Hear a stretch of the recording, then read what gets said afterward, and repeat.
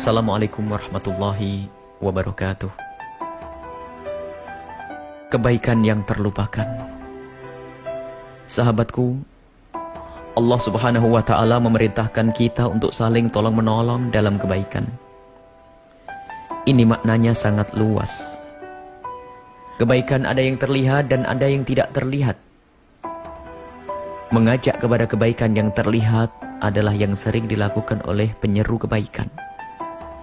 Seperti mengajak orang lain untuk melakukan sholat, membayar zakat, melaksanakan puasa, bersedekah dan lain sebagainya. Dan itu memang kewajiban sebagai seorang muslim. Akan tetapi, sudahkah kita melangkah untuk mengajak kepada kebaikan yang tersembunyi?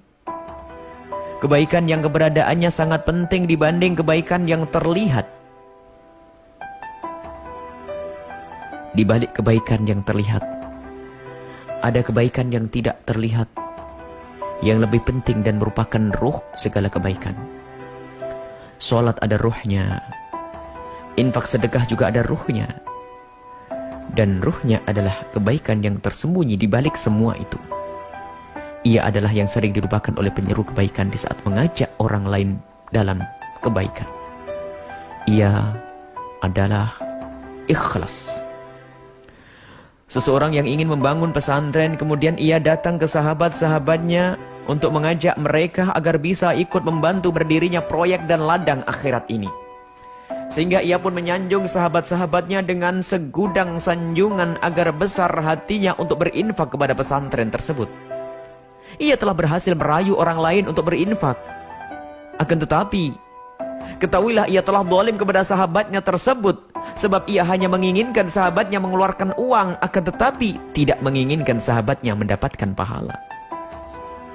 Sanjungan berlebihan yang disampaikan telah meruntuhkan hati sahabatnya untuk berinfak. Akan tetapi, infaknya bukan karena kerinduannya kepada Allah Subhanahu wa Ta'ala, tetapi hanya karena merasa besar hatinya oleh sanjungan. Sahabatku, sungguh alangkah aniayanya kita jika ternyata hanya berpikir tentang kemegahan bangunan yang kita bangun tanpa memikirkan sahabat kita yang telah membantu kita agar beruntung kelak di akhirat. Mungkin ada yang mencari dana dengan prinsip yang penting banyak, pembangunan masjid cepat selesai, terserah apakah yang memberi ikhlas atau tidak ikhlas.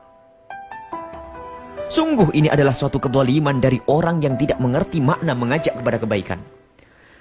Mengajak kepada kebaikan yang tidak terlihat perlu renungan yang tiada henti. Karena itu sekaligus kualitas ketulusan kita saat mengajak.